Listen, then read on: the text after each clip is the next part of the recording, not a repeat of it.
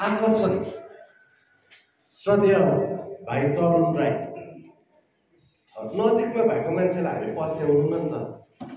हाम्रो मतलब सबैकै बानी त्यस्तै छ। आज तरुण यही गाउँमा हुर्क्यो, यही गाउँमा जन्मियो, उसको कमी कमजोरी पनि सबैलाई थाहा छ। अनि मेरो कमी कमजोरी पनि सबैलाई थाहा छ। यो गाउँको दाजुभाइहरूको कमी कमजोरी पनि सबैलाई थाहा छ।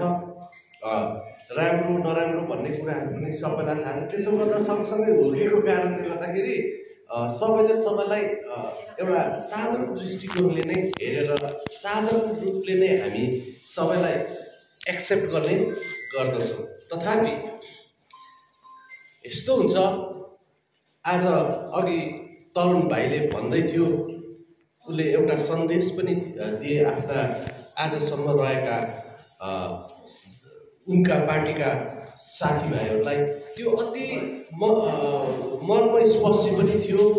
त्यो भित्र बनावटी कुरा पनि थिएन, त्यो भित्र मनको कुराहरू थियो, मनभित्रबाट साँच्ची नै निक्लेको कुराहरू आज तरुण भाइको त्यो स्पिचमा मैले पाएँ। उसले मनभित्रबाट बोलिरहेको थियो।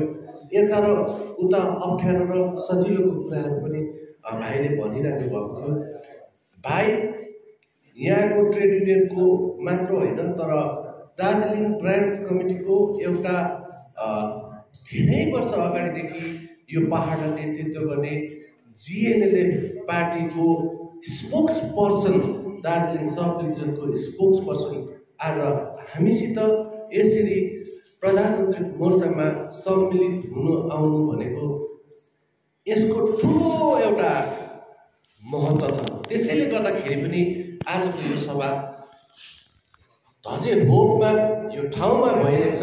तथापि यसको महत्त्व धजे भोगभित्र मात्रै छैन, नागरी धजे समष्टिभित्र मात्रै पनि छैन। यसले एकपल्ट सारा पहाडलाई मात्र होइन, सायद भारतवर्षभरि पनि यसको कहीँ न कहीँ यसको रिफ्लेक्सन हुन्छ भन्ने लाग्छ। त्यसैले गर्दा महत्त्वपूर्ण छ।